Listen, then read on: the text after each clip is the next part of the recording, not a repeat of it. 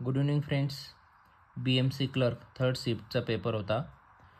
आज तारीख आहे 2 डिसेंबर 2024, जे की मी स्वतः दिलेलं आहे आणि माझ्या जे क्वेश्चन लक्षात आहे मी तुम्हाला तुमचे नर एक्झामसाठी सांगत आहे. तरी आपण बघू कोणते कोणते टॉपिक इम्पॉर्टंट होते आणि कशावर क्वेश्चन आले होते. मॅथ अँड रिजनिंग क्वेश्चनचं आणि मराठीचं मी एक व्हिडिओ टाकलेला आहे. त्याच्यात पण दाखवलेले कोणते कोणते मराठीचे टॉपिक आपल्याला करायचे आहे.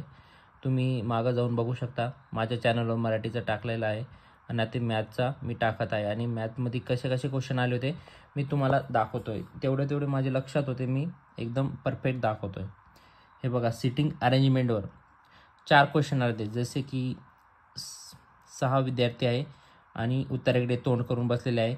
याच्या बाजूला तो बसला आहे, त्याच्या बाजूला तो बसला आहे, असे नाव दिलेले होते. याच्यावर 2 क्वेश्चन आले होते आणि एक क्वेश्चन वेगळा होता आणि एक सर्कल होतं. वर्तुळाकार सर्कलमध्ये बाहेर तोंड करून बसलेले विद्यार्थी आहेत, त्यांच्यावर एक क्वेश्चन आला होता. म्हणजे सिटिंग अरेंजमेंट तुम्ही करून जायचं आहे. याच्यावर इम्पॉर्टंट 4 क्वेश्चन आलेले आहे. आता उद्या येतील का ते माहीत नाही, पण आजच्या शिफ्टमध्ये थर्ड शिफ्टमध्ये आलेले आहे. चला खाली बघू. हे बघा, खाली सगळं दिलेलं आहे मी व्यवस्थित, तुम्ही बघू शकता. हे बघा, गाळलेले पदावली 4 प्रश्न आले होते. जसं ॲज इट इज एकदम इझी हे जे होतं तिथं मी दाखवलं. क्वेश्चन फर्स्टमध्ये दाखवलं बघा, 25, 70, 115 आणि तिथं स्लॅश करून 205 दिलेलं आहे.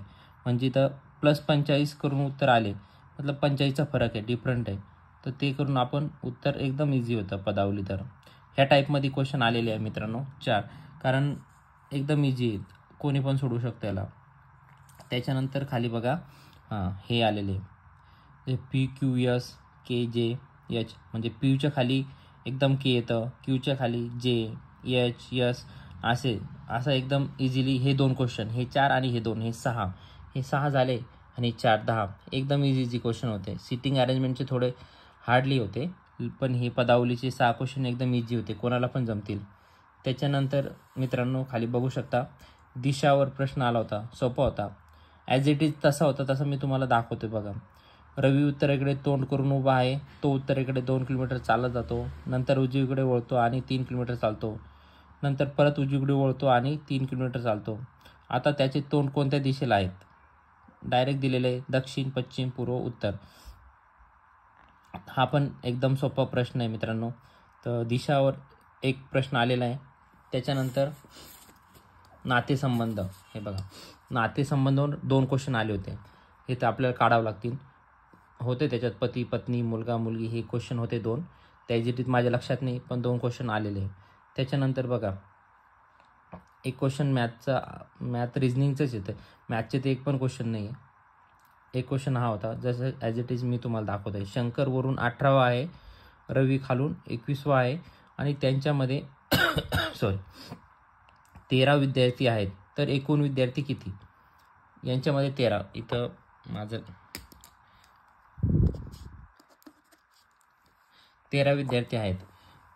हा एक क्वेश्चन होता ॲज इट इज, असा एक क्वेश्चन आहे. याची पण प्रॅक्टिस करून घ्या. आणि विसंगत घटकवर 2 क्वेश्चन आलेले होते. तर ॲज इट इज किती क्वेश्चन झाले बघू शकता आपण. 4 4 8, हे 2 10, हा एक तर सोपा होता देशावरचा 11,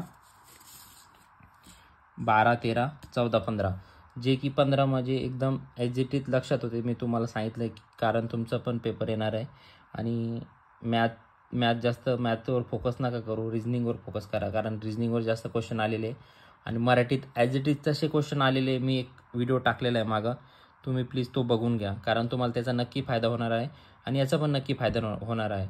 आता मी असंच इंग्लिशचं पण बनवणार आहे आणि GK BMCवर काय विचारलं होतं त्याचे पण क्वेश्चन बनवणार आहे. तर तुम्ही माझ्या चॅनलला सबस्क्राईब करून घ्या, जेणेकरून तुम्हाला ते पण क्वेश्चन भेटतील. थँक्यू.